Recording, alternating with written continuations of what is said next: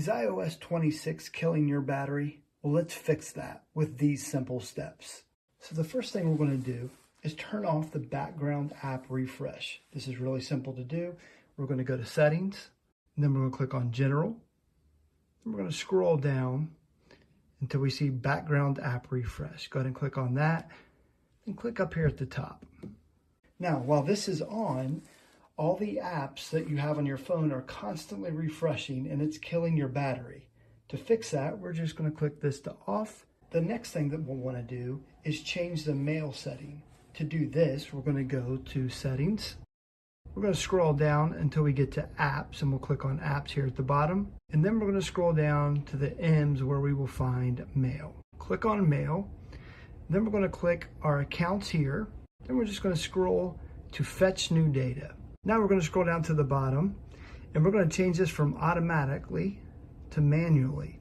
Now we want to turn off our AirDrop. To do that, we need to get to the control center. Depending on your make and model of iPhone, you might swipe down from this side or swipe up from the bottom. This phone, I swipe up from the bottom. Once you're at the control center, you're going to click on the top block up here, click AirDrop.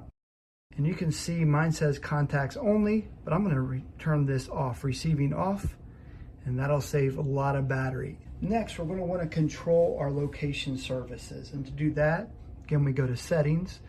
This time we're going to scroll down until we get to privacy and security.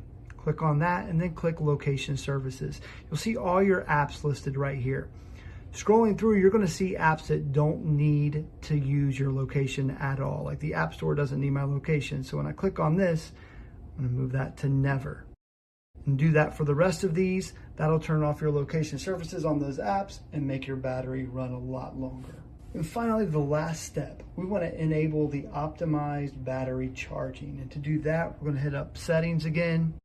Then we're going to click on battery. Once you click on battery, going to want to scroll down to battery health and charging, and then go ahead down here on optimized battery charging and make sure this is turned on. Following these simple steps will keep iOS 26 from draining your battery.